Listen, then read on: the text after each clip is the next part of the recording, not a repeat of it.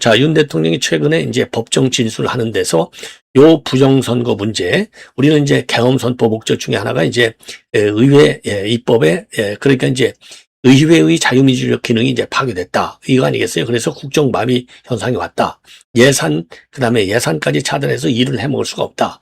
그리고서 이제 중요한 것이 부정선거, 정상적인 사법 절차로서는 요거를 깰 수 없다. 그래서 선관에 대한 지금 이제 뭐죠? 그 계엄군을 말하자면 파견하지 않을 수 없었다. 이렇게 알려졌잖아요. 그런데 최근 법정에서 뭐라고 했냐면 그런 그 부정선거가 아니고 이렇게 얘기했어요. 분명히. 부정선거가 아니야. 선관위의 계엄군을 파견하는 것은 부정선거가 아니고 전산 조작 가능성 여부를 지금 판단하기 위한 것이었다. 이렇게 얘기하고 있어요. 그러니까 우리 대부분의 우리 국민들은요. 전산 조작이 곧 부정선거다.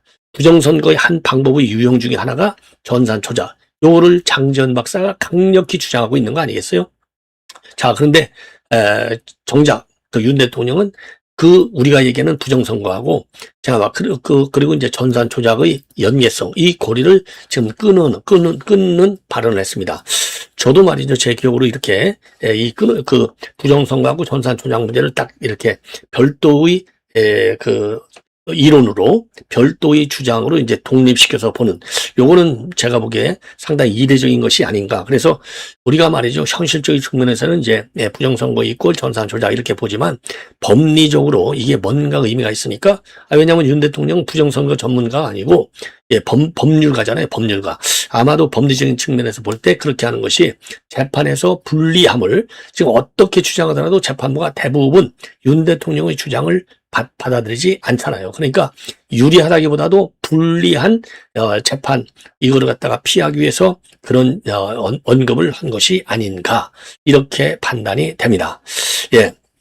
자, 그래서 요 내용을 자세하게 말이죠. 말씀을 드리도록 하겠고, 그 다음에 이제 오세훈 서울시장이죠. 자, 오세훈이가 일본 요미우리 신문하고 인터뷰를 했어요. 자, 그래서 뭐 한동훈이가 됐든 누가 됐든 간에 다 그런 사람들하고 이렇게 같은 그 캠페인을 벌여야 된다. 즉, 보수 우파의 단일 대우의 형성이 필요하다. 이런 취지의 발언을 하면서 말이죠. 더 중요한 것은 우리가 결별해야 될 것은 윤 대통령 지지자들, 그러니까 윤 대통령 지지자들은 뭐 여러 층이 있잖아요. 그 중에 한 세력이 윤 어게인이에요. 근데 우리가 통상적으로 윤 어게인 할 때는 뭐냐? 부정선거를 인정하는 거. 그러죠? 그러면서 탄핵을 반대하는 건 이제 크게 여러 가지로 보면 제일 큰 게 부정선거는 있었다. 그리고 윤석열 대통령에 대한 탄핵은 잘못됐다. 그리고 더 하나만 더 한다면 계엄은 내란이 아니다. 이게 윤 어게인 세력들의 주장이잖아요. 그리고 또 하나 이제 외형적인 특징 중에 하나는 윤 어게인 하면 2030을 얘기하는 겁니다. 자, 그래서 이제 오세훈이가 말이죠. 윤 어게인과는 함께 가야 한다. 그러니까 통상 지금까지 이제 오세훈의 이제 입장을 보면 이거 좀 그래서 저도 중간에 오세훈이도 배신자다. 지방자치단체장 4명이 윤과의 결별을 선언했잖아요. 결별. 그러니까 이 입장의 변화가 아니냐. 그러니까 이제 여기서 말씀드릴 것은 이제 오세훈이가 지금 여론조사를 보면은 좀 1등을 달리는 여론조사가 많이 나오고 있어요.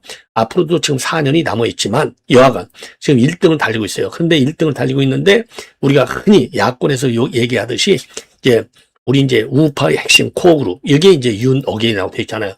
요 세력하고 딱 차단할 경우에는 2030에 대한 지지 기반 확보가 굉장히 어려워져요. 자, 그래서 지금 이 오세훈이가 하는 발언을 보면은 이미 이제 지금 말로는 항상 나는 지금 시정에 열심히 하겠다. 그 다음에 아직도 시간이 많이 있다. 이러면서 약간은 유보적인 가능성은 열려 있어. 이렇게 하지만 구체적인 발언은 안 해요. 자, 오세훈이도 바보가 아니잖아요. 예. 자, 그래서 오세훈의 요미우리 신문의 발언, 인터뷰 내용이 상당히 의미가 심장한 게 많아요. 그래서 그 내용을 말씀드리도록 하겠고, 그 다음에는요, 지금 나경원과 주진우, 지금 입틀막법이 7월 7일부터 발효가 돼요. 예, 징벌법. 그러니까 입틀막법이라고 하는 것이 이제 여권이 생각하는 방향대로 만약에 해석이 되지 않는 논평을 한다든가 이렇게 되면 잘못하면 걸릴 수가 있어요. 예, 그냥 갖다 대면 지금 이 흐름이 그렇잖아요. 아니 지금 전한길 대표도 지금 구속 치려고 얼마나 이재명이가 직접 얘기했잖아요. 그 구속 하나 못하냐고. 근데 다행히 법원에서 기각을 한 것이죠. 예, 그래서 안 됐는데 그런 것처럼 지금 그리고 우리 우파 유튜버들 어마어마하게 많은 유튜버들이 다 걸려 있어요. 지금 고발 안 된 유튜버들 별로 없을 겁니다. 아마 저같이 100만 가까운 유튜버들 중에 고발 안 된 사람들이 별로 없을 거예요. 대부분이 다 고발되어 있습니다. 대부분이. 그래서 이 언론 입법 막법 이거는 미국에서도 이 법 악법이라고 뜯어고치자고 난리를 치잖아요. 자, 그러다 보니까 지금 나경원과 그다음에 주진우가 강력히 주진우는 지금 이거 헌법 소송을 제기하겠다라고 밝혔고 그리고 지금 나경원 같은 경우는 이재명 정권 몰락의 신호네 딱 요렇게 때리고 있어요. 그리고 이제 마지막으로 배재구 사태. 이 배재구 사태가 지금 계속 커지고 있어요. 줄지를 않습니다. 자, 그래서 정경모 호남지부 교수협의회. 자, 그래서 호남 교수들하고 시민단체들이 지금 일제히 비판하는 성명을 내놓아요. 이 성명의 기조는요, 대부분 우리 우파들 성명이잖아요. 대부분이. 예. 뭐냐? 아니, 고등학교 야구부한테 그거 스타벅스 가자. 응?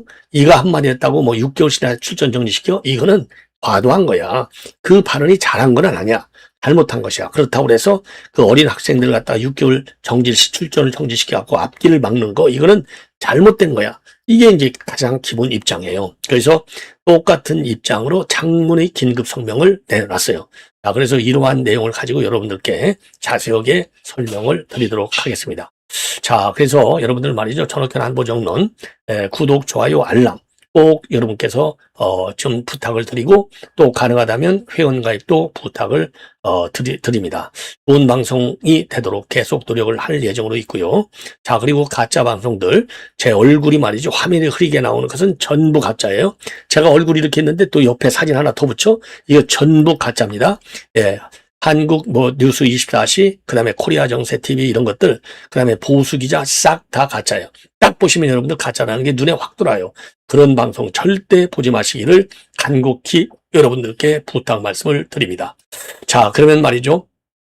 지금 윤석열 대통령이 말이죠. 선관위 군 투입은 부정선거 수사가 아닌 보안 점검이다. 보안 점검. 예, 이렇게 바로 어제 이제 12월, 그러니까 이제 7월 3일 날, 그러니까 이제 7월 2일 날 서울고법 형사 12-1부에서 열린 공판에서 그렇게 주장을 했어요.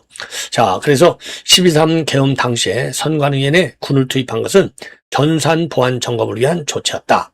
자, 재차 주장을 한 걸로 되어 있어요. 그래서 서울고법 형사 12-1부에서 열린 내란 우두머리 혐의 공판에 출석해서 선관위 군 투입 배경과 비상계엄의 성격에 대해서 직접 입장을 밝혔습니다. 자, 이 발표한 내용에 보면은요, 윤 대통령은 내란 특검팀이 군 투입 목적을 갖다가 부정선거 수사와 조작으로 이제 딱 주장을 하니까 그게 아니야. 그러면서 계엄법상 선관위의 전산관리 시스템 보안을 점검할 수 있는 일이라서 간 것이다. 보안을 점검.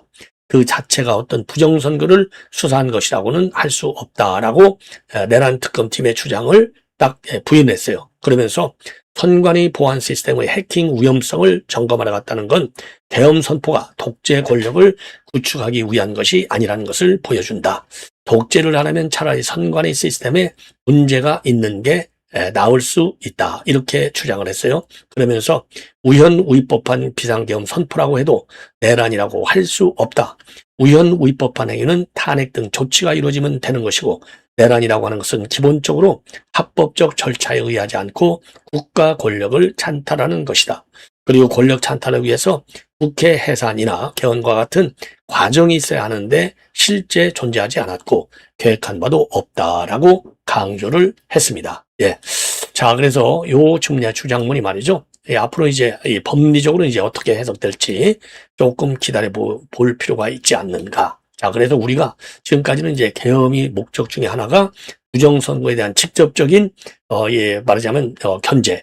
그렇죠? 왜냐하면 정상적인 사법 시스템을 한다면 검찰에서 아무리 영장을 청구해 본들 판사가 영장을 발부하는데 이 판사들이 선관위원장을 전부 딱 법률적으로 하게 돼 있잖아요. 그러니까 족족 기각이 되는 거예요. 그래서 수사가 재판이 안 된다 이겁니다.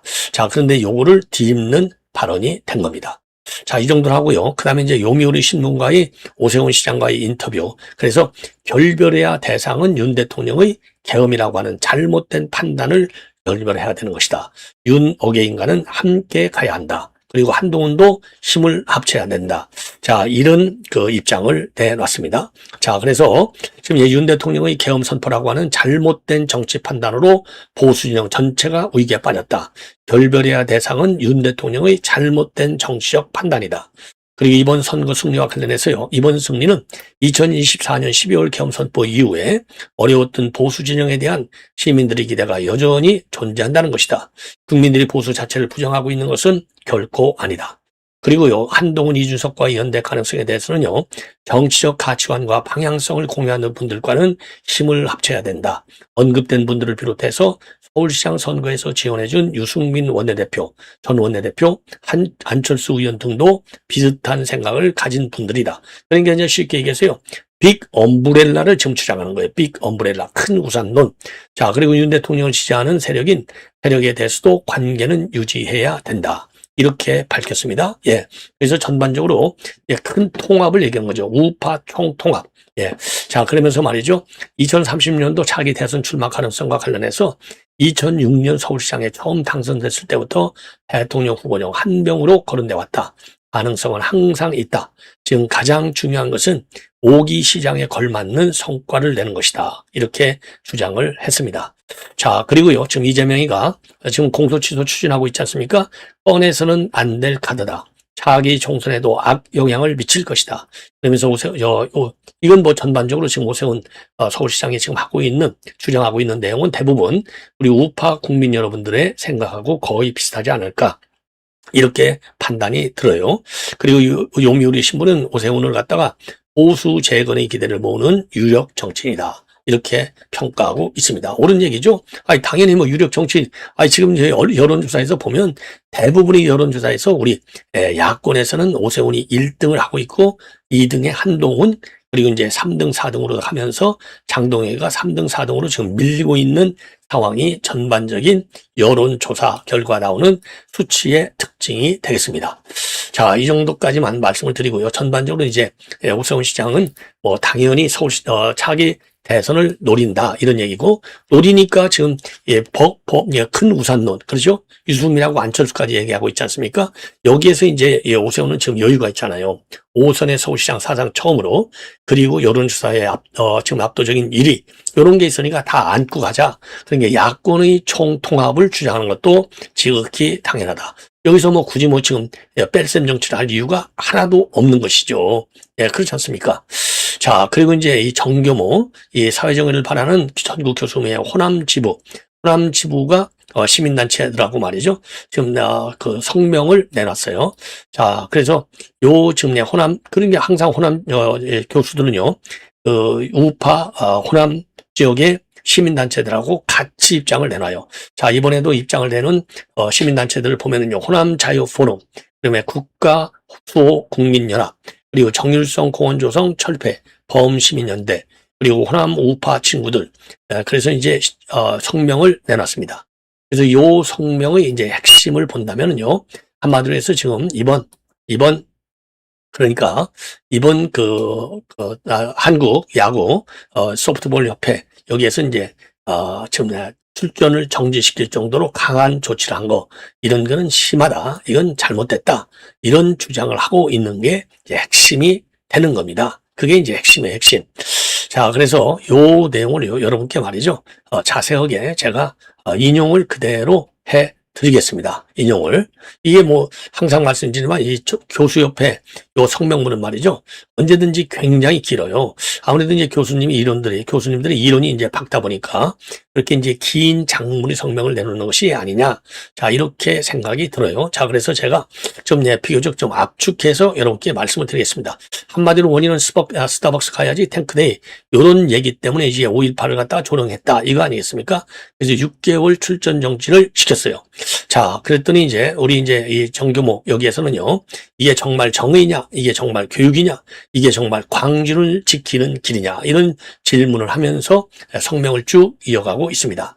자, 그래서 분명히 학생들의 응원은 부적절하고, 그리고 사과도 해야 해, 그리고 지도자와 학교도 관리 책임을 물어야 해. 그러나 이건 흔히 말하는 좌우의 문제가 아닌 도덕적, 사회적 기본 상식의 문제이다. 그리고요, 배재교학교 측도 이미 공식 사과문을 냈고 해당 학생들을 생활교육위원회에 회부하겠다고 밝혔다.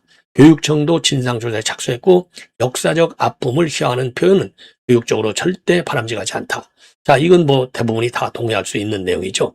문제는 그 다음에요. 처벌. 그래서 야구 소프트볼 협회는 6개월간 전국대회 출전 정지하는 중징계를 내렸는데 이 뜻을 한번 짚어보자는 거죠. 고등학교 야구 선수에게 6개월은 진로가 결정되는 결정력 시기다. 대통령배, 봉황대기 등 주요 전국 대회를 모두 놓치게 된다. 이 시기의 기록 경력 노출은 대학 진학과 프로 진출 기회에 직접 영향을 준다. 단순히 경기 몇 개 못 나가는 게 아니다.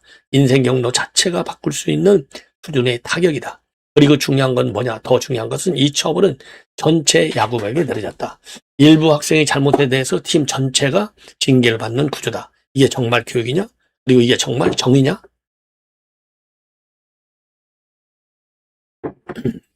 이렇게 반론을 제기하고 있어요. 그러면서 집단 처벌은 교육이 아니다. 이게 바로 오늘 성명의 핵심입니다. 집단 처벌은 교육이 아니다. 어린 학생들의 잘못은 분명히 바로잡아야 하고 하지만 교육은 잘못을 깨닫게 하고 다시 일어설 기회를 주는 과정이어야 한다. 반성과 사과 이계를 주는 게 교육이고 미래까지 빼앗는 게 교육이 아니다. 이번 사건에서 배재고 야구부 전체는 전국대회 6개월 출전 정지라는 중징계를 받았고 학교 자체 징계와 관계기관 조사도 동시에 진행 중이다. 자, 그래서 녹화된 경기 방송도 취소되었고 학생들과 교사들의 방송 출연도 제한되었다. 심지어 관련 학생들의 대학 진학과 프로야구 진출에도 불이익이 주어질 것이라는 이야기까지 공공연히 나오고 있다. 고등학교 야구 선수도 특히 진학과 프로 입단을 준비하는 학생들에게 6개월은 결코 짧은 시간이 아니다.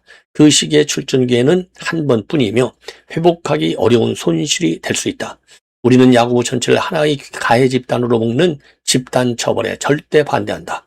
동시에 일부 학생만을 끝까지 추적하여 사회적 분노를 집중시키고 그들의 진학과 선수 생활까지 사실상 막아버리는 개인적 린치에도 절대 반대한다.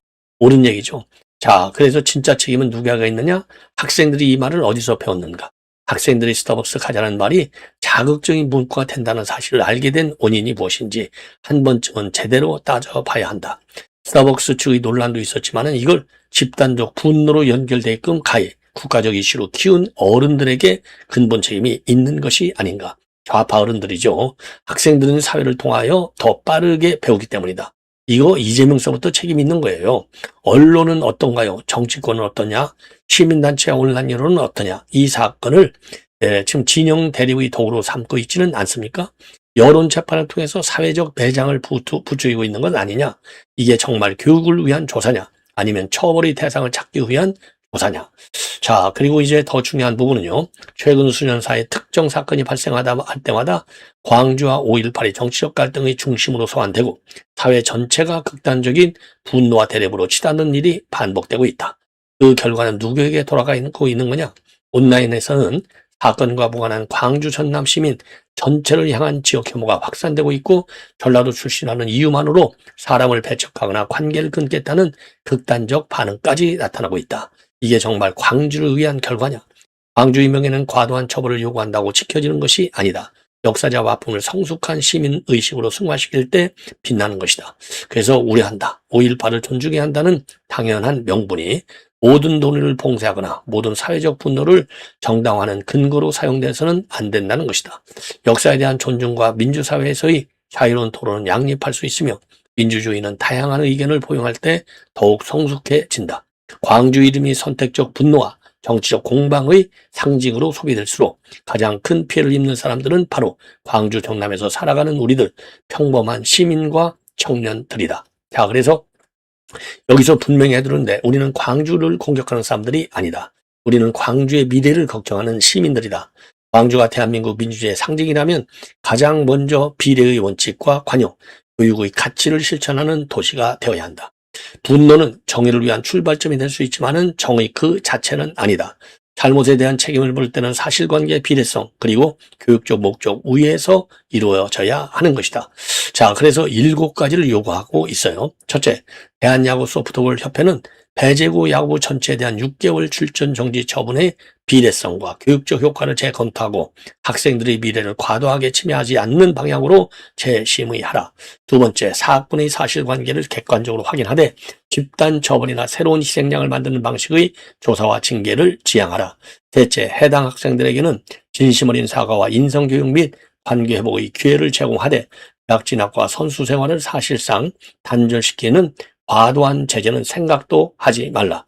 넷째, 학교와 지도자의 책임은 재발 방지를 위한 제도 개선과 교육 강화의 관점에서 검토하되 또 다른 처벌 경쟁으로 이어져서는 안 된다.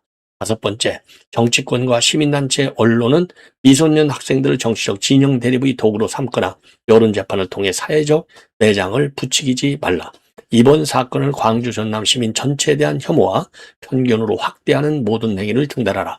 일부 단체의 입장이 곧 광주 전남 시민 전체의 뜻인 것처럼 일반화하지 말고 집단 처벌과 과잉, 응징에 반대하는 시민들의 목소리를 역시 존중하라. 예. 자, 그래서 한마디로 얘기한다면요. 선택적 분노는 정의가 아니라고 하는 점, 그리고 집단 처벌은 교육이 아니라고 하는 점, 그리고 인간의 존엄은 어떠한 정치적 면모보다도 앞선다고 하는 점. 그래서 광주를 지킨다는 분노가 곧 광주를 고립시켜서는 안 된다. 요게 결론이 되겠습니다. 자, 그래서요, 지금 우리가 광주가 갈등과 응징의 상징이 아니라 민주주의와 관용, 그리고 책임과 화해를 실천하는 도시가 되기를 진심으로 바란다. 이게 우리가 이 성명서를 통해서 전달하고 싶은 메시지다. 자, 이렇게 성명이 구성이 되어 있어요. 아주 뭐 성명이 좋습니다. 예, 굉장히 좋아요. 예. 그러면 이제 마지막으로 말이죠. 나경원과 추진희 의원의 글을 여러분께 말씀을 드리겠습니다. 77 국민 입틀막법. 자, 정보통신법이요. 예, 그래서 특히 2030 청년들 사이에서는 온라인 생존 매뉴얼이 돌기까지 했어요. 그래서 저도 말씀드렸잖아요. 2030 포비아가 지금 포비아라고 하는 거예요. 자, 그래서 이제 이거를 한 패러그래프로 말씀드린다면 7월 7일 시행되는 개정정보통신망법은 악의적 허위 정보와 사이버 폭력을 규제한다는 명분에도 불구하고 허위 조작 정보의 모호한 기준과 플랫폼에 대한 과도한 책임 부과로 인해서 기업의 선제적 삭제와 자기 검열을 유도하고 그 결과 권력 비판, 풍자, 의혹 제기까지 위축시키며 공론장을 훼손할 수 있다는 비판이 제기된다. 특히 정보의 진위를 가리는 권한이 정부 영향권 아래에서 작동할 경우에는 표현의 자유가 침해될 위험이 크다는 점에서 규제는 명백한 불법 정보로 한정하고 보다 정밀한 입법 보완이 필요하다. 이게 나경원 의원의 주장이 되겠습니다. 그래서 요 이제 SNS 글을 조금 더 그래도 내용을 좀 아셔야 되겠죠. 그래서 지금 정보통신망법을 둘러싸고 온라인 공간에서는 벌써부터 생존 매뉴얼이 공유되고 있다는 이야기가 나온다. 단정적 표현을 피하고 라는 주장이 있다는 식으로 애둘러 말하는 자기 검열이 일상화되고 있다는 지적이다. 표현의 자유가 핵심 가치인 민주사회에서 이러한 분위기 자체가 비정상적이라는 비판이 제기된다. 물론 악의적 허위사실 유포나 사이버 폭력은 엄정하게 대응해야 한다. 타인의 삶을 파괴할 수 있는 온라인 공격으로부터 국민을 보호하는 제도적 장치는 분명 필요하다. 문제는 그 규제의 범위와 기준이다. 현재 논란이 되는 지점은 허위 조작 정보의 정의가 모호하다는 점이다. 무엇이 허위고 무엇이 정당한 비판인지 경계가 불확실한 상황에서 플랫폼 사업자에게 막대한 과징금과 징벌적 책임을 부과할 경우 어떤 일이 벌어지겠나. 기업 입장에서는 위험을 피하기 위해 선제적 삭제, 즉 과잉 대응을 선택할 가능성이 크다. 그 결과 공론장은 위축이 되고 표현은 점점 더 보수적으로 변할 수밖에 없다. 특히 정부 정책이나 권력자에 대한 비판, 의혹 제기, 풍자 콘텐츠까지도 가짜뉴스로 판단될 여지가 있다는 점에서 우려가 커지고 있다. 풍자와 비판은 민주주의에서 필수적인 기능인데 이 영역까지 규제의 대상이 된다면 사실상 정치적 표현의 자유가 크게 제한될 수 있다. 또 하나의 쟁점은 판단 권한이다. 어떤 정보가 허위인지, 어떤 표현이 문제인지에 대한 판단이 정부의 영향권 아래에 있는 기관이나 민간의탁 구조를 통해서 이루어질 경우에 공정성과 중립성 논란이 불가피하다. 국가가 진실의 최종 심판자 역할을 맡게 되는 구조에 대한 경계가 나오는 이유이기도 하다. 결국 핵심은 균형이다. 명백한 불법 정보와 범죄적 행위는 엄격히 규제하되 권력 비판과 공적 사안에 대한 의혹 제기까지 위축시키는 방식은 피해야 한다. 이를 위해서는 허위 조작 정보 개념을 보다 정밀하게 재정의하고 규제 대상을 명확히 한 입법 보완이 필요하다는 주장이 설득력을 얻고 있다. 표현의 자유는 민주주의 기반이다. 이를 훼손하지 않으면서도 사회적 피해를 줄일 수 있는 정교한 제도 설계가 지금 요구되고 있다. 글이 아주 깔끔합니다. 여러분들께서도 충분히 이해하고도 남으시리라고 생각이 드네요. 자, 이 정도로 말씀을 드리고요. 그 다음에 이제 주진우 의원 얘기까지 여러분께 말씀을 드리겠는데, 주진우 의원은요, 검찰 출신이잖아요. 이 헌법소송에 나설 거라고 확실하게 SNS 통해서 밝히고 있습니다. 그래서 요 이틀막법, 이 법이 시행되면 국민의 한 사람으로서 소셜미디어 검열의 우연성을 다투는 헌법소송을 제기할 것이다. 근데 문제는 뭐예요? 헌재를 전부 이재명 사람들로 싹, 지금 거의 다 두세 명 빼놓고 말이죠. 전부 좌파 우위 시대로 돼 있지 않습니까? 9명 중에 한 6명 정도가 좌파고 두세 명 정도가 중도 보수예요. 그러니까 헌재로 해봐야 전혀 소용이 없어요. 헌법소송을 갖다가 헌법적 판단이라고 하는 정부적 판단이 우선하는 게 지금 헌재 구조가 아니겠습니까? 자, 그럼에도 불구하고 투쟁적인 측면에서는 헌소 제기 입장을 내놓은 것은 잘한 것이다. 이렇게 저는 판단을 해요. 자, 그래서 이제 주진우 의원의 페북 글을 보면 7월 7일 입특말법이 시행되는데 허위 조작 정보를 판단할 기구조차 만들어지지 않은 졸속이다. 공정한 선거가 보장되지도 않고 대통령이 자기 재판 없애는데 혈안이 되어 있으며 국민 비판마저 듣지 않겠다는 것이 바로 독재선언이다. 특히 SNS 커뮤니티 운영업체에 과도한 제재를 가는 이 법안은 미국과의 통상 문제를 일으킬 것이고 미국은 이미 금융 비자 제재를 예고하고 있다. 사전 검열 금지, 과잉 금지 원칙, 언론 표현의 자유, 사상 양심의 자유 등 헌법 규정에 명백히 위반이 된다. 직접 헌법 소송에 나서겠다라고 밝히고 있습니다. 자, 그래서 말이죠. 7일부터 시행되는 이 개정정보통신법은요, 인종, 국가, 지역, 성별, 장애, 연령, 사회적 신분, 소득 수준, 재산 상태 등을 이유로 폭력이나 처벌을 선동하거나 증오심을 심각하게 조장하는 정보를 불법 정보로 규정하고 있어요. 자, 그래서 이제 정부에서는요, 이 허위 정보 조작, 허위 조작 정보의 확산을 억제하고 온라인 공간의 신뢰를 높이기 위한 제도라고 설명을 하고 있지만은 당연히 야권에서는 제도 운영 과정에서 표현의 자유가 위축되거나 플랫폼의 과잉 대응을 초래할 수 있다면서 우려를 제기하고 있고요. 그리고 이 표현의 자유가 결국 미국의 빅테크를 겨냥한 것이다 라고 하는 것이 미국 조야의 강한 인식으로 되어 있습니다. 그렇기 때문에 미국에서도 말이죠. 지속적으로 이 입특납법에 대해서도 지금 비판적 시각을 전해오고 있어요. 그래서 민주당이 말이죠. 제정신이라고 하면 제정신이고 민주당이 제대로 자유민주를 신봉하는 정당이라고 한다면 이 법을요. 개정하는 게 문제가 아니라 이 법은 폐지시켜야 마땅하다. 이렇게 강력히 주장을 합니다. 시청자 여러분들께서 많이 시청해 주시고 또 댓글 응원해 주셔서 다시 한번 고맙다는 말씀을 드립니다. 감사합니다.